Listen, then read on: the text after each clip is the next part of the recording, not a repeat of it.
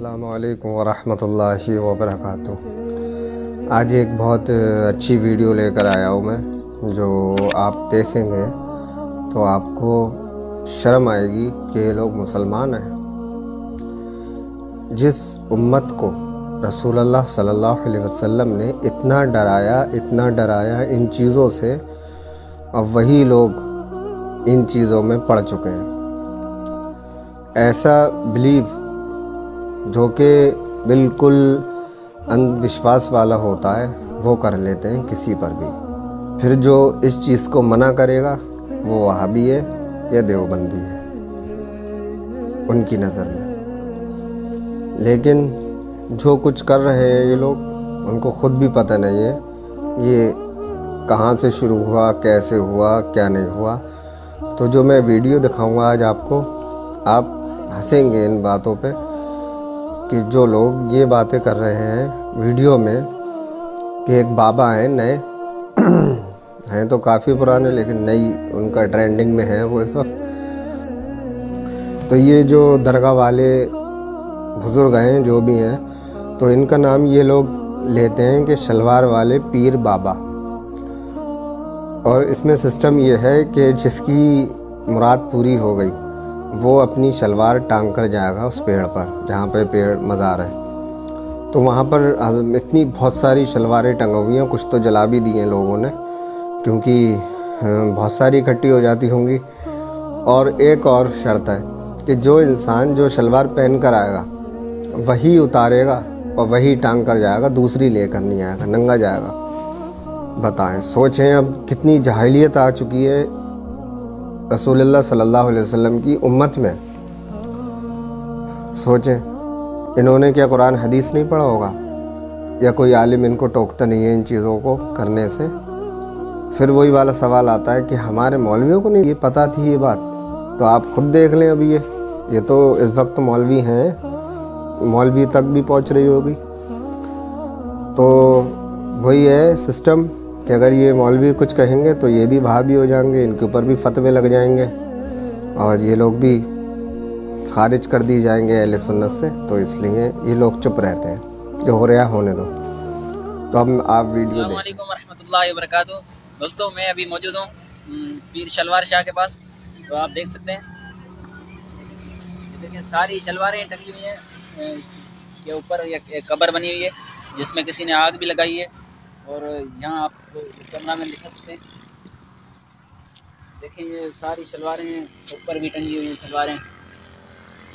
लोग कहा जाता है कि जो जिसकी भी मुराद अगर पूरी करानी हो तो वो यहाँ पे अपनी शलवार उतार के लगा दे, और दूसरी शलवार लाना भी मना है सख्ती से, तो आपकी मुराद पूरी हो जाएगी।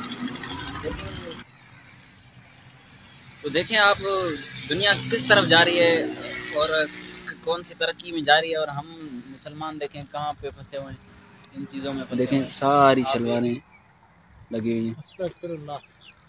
हाँ, पता नहीं क्या शलवार शाह बाबा की मज़ार पे जहाँ सलवार उतार के दुआ मांगी जाती है, और दूसरी शलवार लाना भी यहाँ पर मना है, कहा जाता है ऐसा। यहाँ पर अंदर ये आपने वीडियो देख ली, अब अभी जाना मत। आप मैं आपको कुरान और हदीस से दलीलें पेश करूँगा तो जाना पूरी वीडियो देखकर, कि आपको ये पता तो चले कि रसूलुल्लाह सल्लल्लाहु अलैहि वसल्लम ने क्या क्या फरमाया है और कुरान में क्या क्या चीज़ें हैं, वो सब मैं आपको बताऊंगा। और जिसको शौक़ हो, मैं रेफरेंस लगाता हूँ, वो चेक करे। मेरी बात नहीं है ये अल्लाह और अल्लाह के रसूल सल्लल्लाहु अलैहि वसल्लम की बात है जो मैं आप तक पहुँचा रहा हूँ। मैं आपको हदीस बताता हूँ कि जो मुकर्रर कर लेते हैं लोग इन चीज़ों को कि खुदा तक पहुँचने का एक ज़रिया बन जाता है, वो लोगों के बारे में ये हदीस है। बहुत बढ़िया हदीस है। अगर यही हदीस इंसान ने पढ़ ली, बहुत अक़ीदे उसके क्लियर हो रहे हैं। तो रसूलुल्लाह सल्लल्लाहु अलैहि वसल्लम हुनैन के मौके पर एक जगह से निकले जहाँ मुशरिकीनों का एक दरख्त था, और वहाँ पर मुशरिकीन लोग अपने हथियार लटकाया करते थे बरकत के लिए कि हम जीत चाहें या कुछ। तो सहाबा ने अर्ज़ किया, या रसूलल्लाह, हमारे लिए भी एक ज़ाते अनबात मुकर्रर कर दीजिए कि हम भी इस पे हथियार लटकाया करें और मतलब जीत हो जाए इस तरीके की। तो अब رسول اللہ صلی اللہ علیہ وسلم نے فرمایا سبحان اللہ، یہ تو وہی بات ہوئی کہ جیسے موسیٰ علیہ السلام کی قوم نے کہا تھا کہ ہمارے لیے بھی ایک بت مقرر کر دیے، جیسے کہ مشرکوں کے پاس ایک بت ہے جس سے وہ ڈائریکٹ اللہ تک پہنچتے ہیں، مطلب دھیان لگائیں کہ اللہ کی عبادت کر رہے ہیں ہم، لیکن بت کے ساتھ دھیان لگا کر کریں گے وہ۔ رسول اللہ صلی اللہ علیہ وسلم نے فرمایا اس ذات کی قسم جس کے ہاتھ میں میری جان ہے، تم اگلی امتوں کی بالش پر بالش چلو گے، انہی کے جیسا کام کرو گے، اور وہ آج ہو رہا ہے۔ تو موسیٰ علیہ السلام کی جو قوم تھی اس نے کہا کہ وہ بھی ایسی گزرے تھے ایک جگہ سے جہاں پر مشرکین اللہ کے اوپر دھیان لگانے کے لیے بت بنایا تھا، کیونکہ اللہ تو ہمیں دکھتا نہیں ہے، تو ان لوگوں نے سوچا ایک بت بنا لے رہے ہیں۔ تو اسی طریقے سے موسیٰ علیہ السلام کی قوم نے کہا کہ اے موسیٰ، ہمارے لیے بھی ایک ایسا ہی معبود مقرر کر دیجئے کہ جس سے ہم اللہ کی عبادت کر سکے پورے دھیان سے۔ تو اللہ کی عبادت وہ لوگ بھی کرتے تھے، مطلب اللہ کو وہ بھی مانتے تھے جو مشرکین تھے۔ مشرک وہی تو ہوتا ہے جو اللہ کو بھی مانے اور کسی اور کو بھی مانے، اللہ کے ساتھ کسی کو شریک کرے۔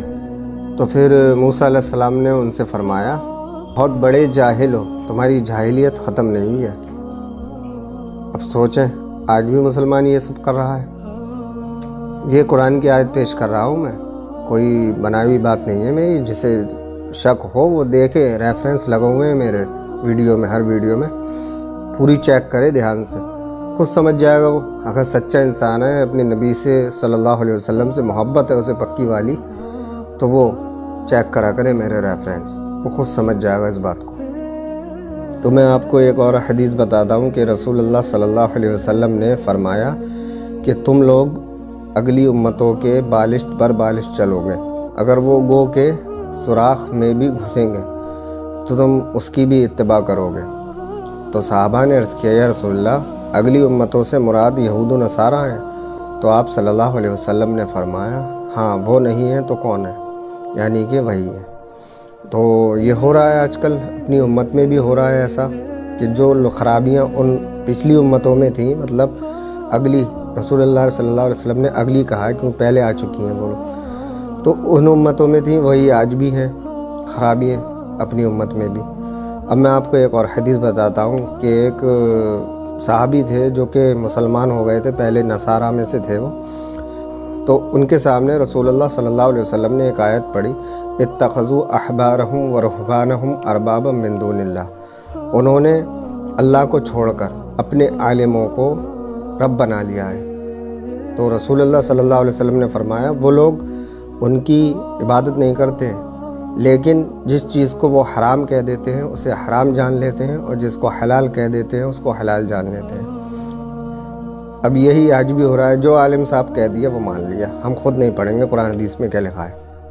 تو رسول اللہ صلی اللہ علیہ وسلم نے کیا بتایا کہ جو انسان سنا کے سنی بنا ہوا ہے کہ جو سن لیا عالم صاحب نے کہہ دیا مان لیا، تو یہ رب بنانا ہے، کیونکہ جو چیز قرآن حدیث میں لکھی ہے وہ ماننا ہے ہمیں۔ اپنے آپ سے کوئی بات دماغ میں لائے اور اپنی رائے رکھ دے تو وہ ایسا ہو جائے کہ جیسے یہی حق ہے، یہ چیز نہیں ماننا ہے۔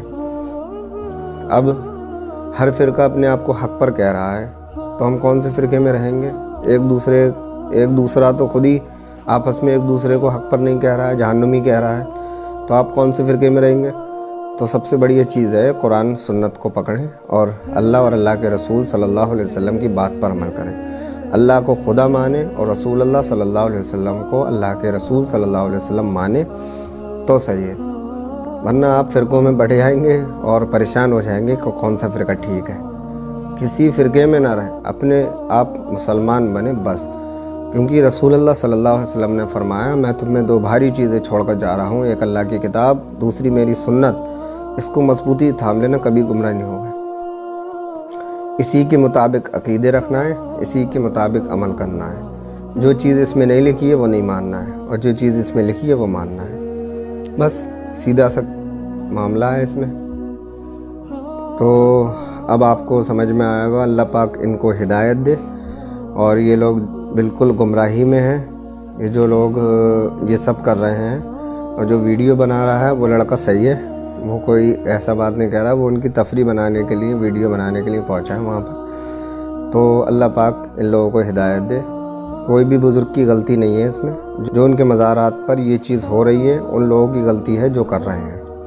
اور شلوار والے پیر نام رکھ دیا ان کا، بتائیے، جبکہ بزرگوں سے اتنی محبت ہوتی ہے ان لوگوں کو، اور کیا مذاق اڑواتے ہیں بزرگوں کا۔ اللہ تعالیٰ انہیں توفیق دے، اور جو مشکل ہوتی ہے، پریشانی ہوتی ہے، یہ سب اللہ دور کرتا ہے، اور اللہ سے مدد مانگے، اللہ سے ہی مراد مانگے، سب کچھ اللہ ہے کرنے والا، کیونکہ رسول اللہ صلی اللہ علیہ وسلم نے فرمایا دعا ہی عبادت ہے، اور اگر ہم دعا عبادت ہے تو دعا ہم کسی اور سے کریں گے تو سمجھ لیے اس کی عبادت کر رہے ہیں اور ہم ہو جائیں گے مشرک۔ تو ہمیں ان چیزوں سے بچنا چاہیے بالکل، کیونکہ مشرک انسان کبھی بھی جنت میں نہیں جا سکے گا، صرف دوزخ میں ہی رہے گا مرنے کے بعد، اگر اس نے زندگی میں توبہ نہیں کری۔ مرنے کے بعد توبہ کچھ نہیں ہے، زندگی میں توبہ نہیں کری تو وہ سیدھا دوزخ میں گیا، اور ہمیشہ ہمیشہ کے لیے گیا۔ یہ میں نہیں فرما رہا ہوں، یہ رسول اللہ صلی اللہ علیہ وسلم فرما رہا ہے، تو اس پر دھیان رکھیں۔ اللہ تعالی ہم سب کو توفیق عطا فرمائے۔ السلام علیکم ورحمۃ اللہ وبرکاتہ۔